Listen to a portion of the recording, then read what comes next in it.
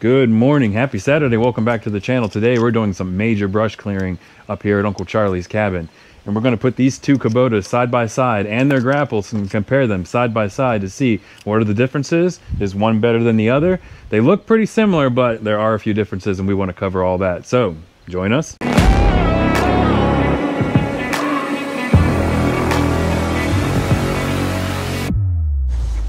All right, so first thing we're gonna look at is the smaller of the two. This is the Kubota L series. Charlie's gonna go into details on it. Old tractor, I wanna say it's 2003. It's coming up to 400 hours.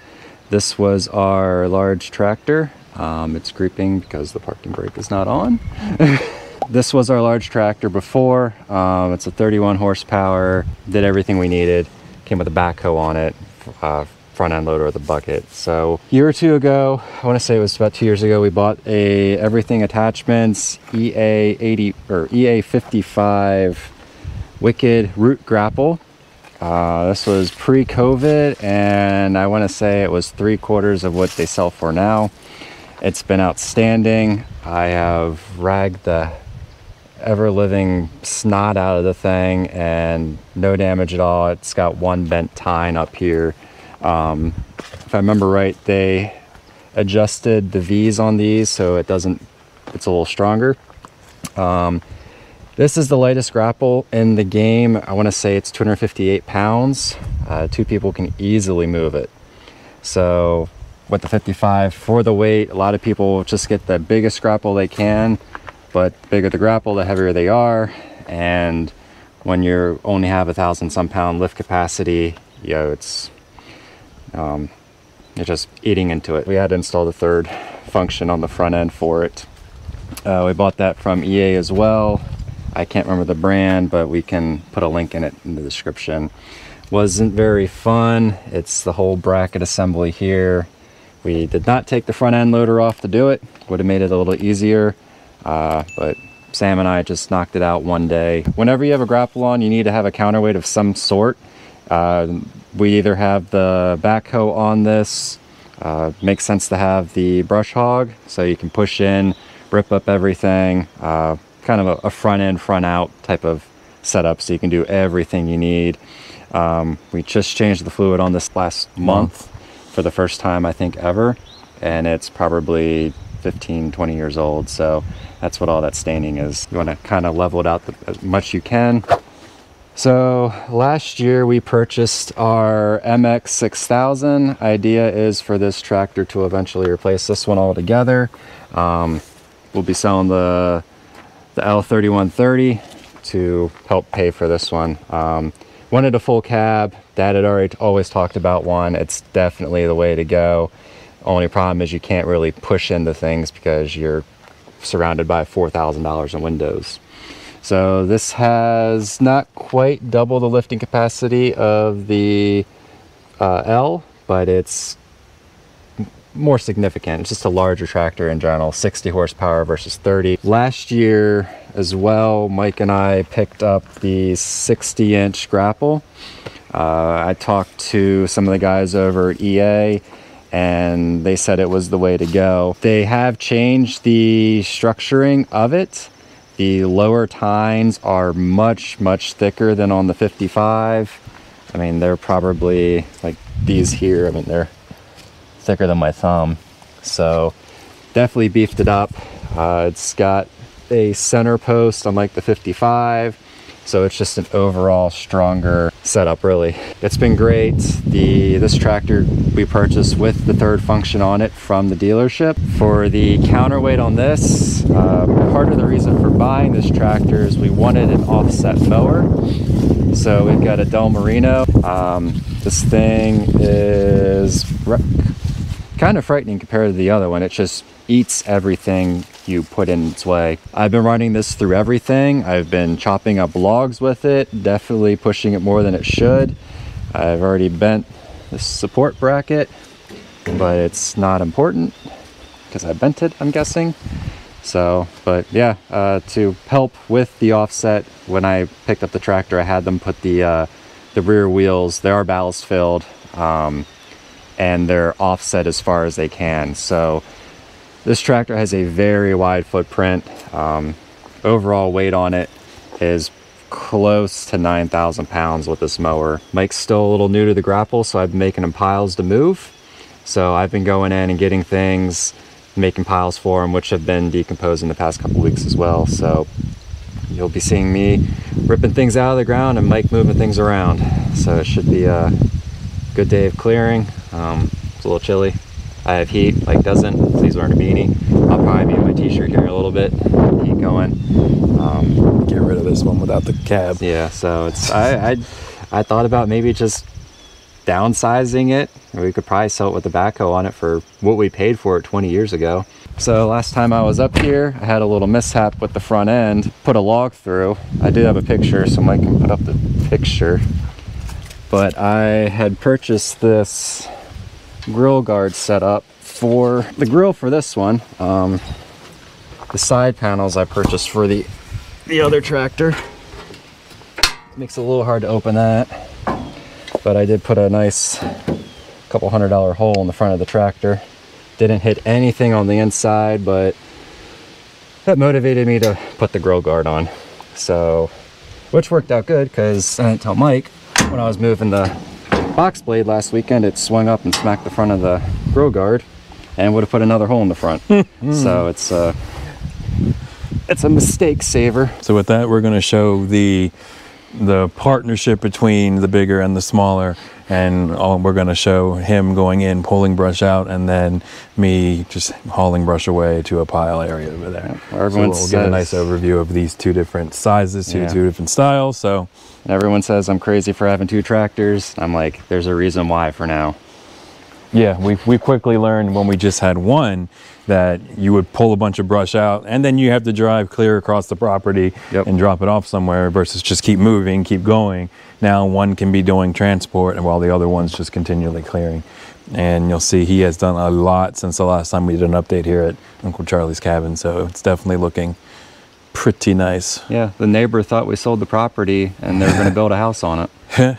So it's I take that as a compliment. Especially for just a couple weekends worth of work. They think you're doing major renovations and clearing. And we're not ripping out any trees. We're ripping out all the invasive autumn olives, which are significant up here. There's probably acres of them just scattered around. So putting it into a pile, letting it decompose. Of course, the seeds from the flowers and everything are going to come back, but we'll just keep on top of it until they're gone. And with that, let's get to clearing some brush.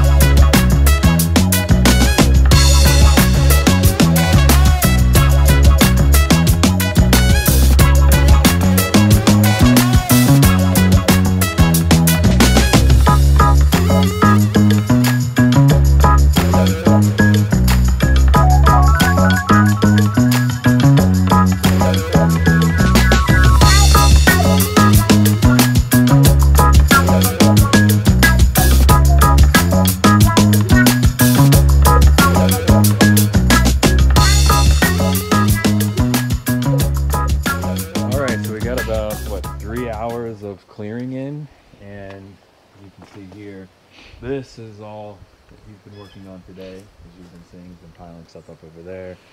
I've been using the L, he's been using the MX. Any initial thoughts on using the MX today? Nice and warm. Yeah, as you see, I've found the random hat inside. Yeah, I need to make sometimes builds beanies now because it wasn't this cold when I was doing the swag order. Push some of the brush over. Once I'll probably hit this all with the mower, get the little stuff, and then try to level it out some with the grapple. There's not much I can get over in some of the spots due to just the sizing and everything, so I'll have to just hit it with a chainsaw. The grapple on the MX it opens wider, but it's also obviously bigger. He was kind of using it as like a snow plow, but a brush plow. And this clip here, he was just pushing stuff across the yard, and which would have taken the smaller, the L, like 2, maybe 3, if they were good trips to get. Oh, that was a horsepower difference right there. Pushed it out the way. 60 horsepower versus 30, so it just grunted its way through. I tried pushing that pile behind you, and that didn't work so well. So yeah, I think I've at least got it aligned right so we can easily grapple it, but it's a heavy pile. It's getting there. We're gonna hop back on the tractors and continue moving this brush around, pulling that brush out over there. So back to the music, hit it.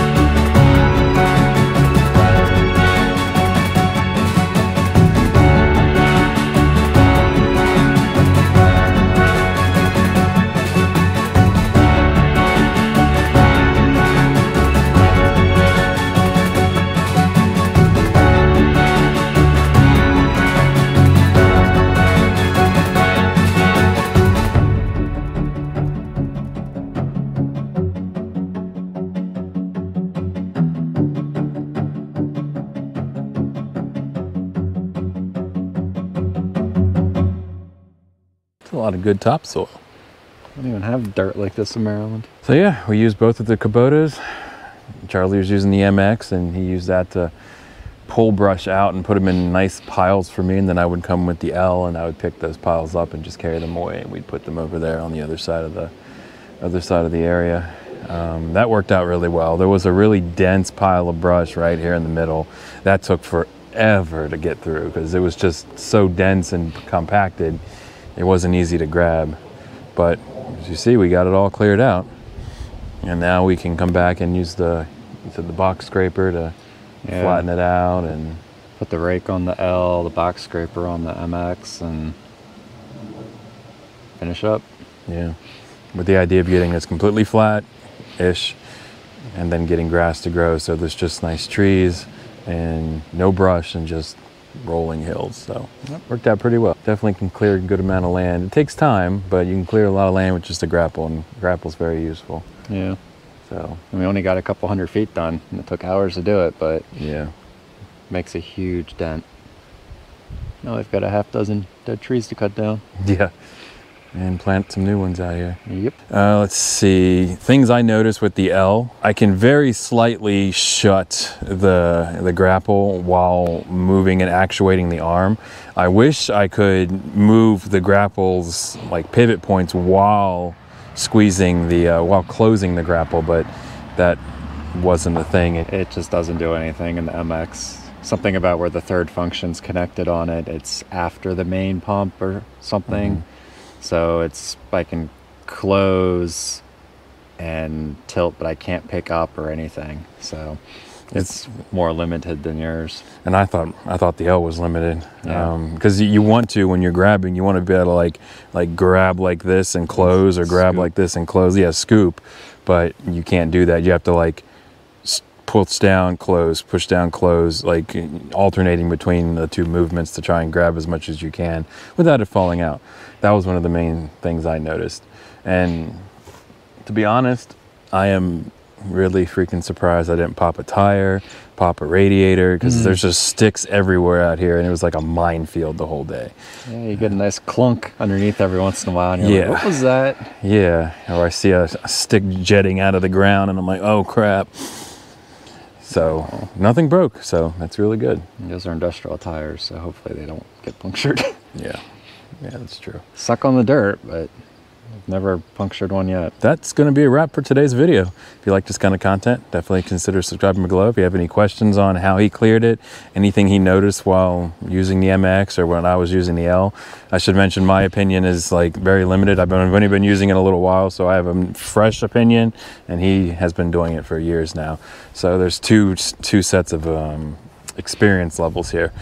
But yeah, if you have any questions, comment below. If you need any Sometimes Builds merch to support the channel, go to sometimesbuilds.com and check it out. We'll see you in the next video. Peace.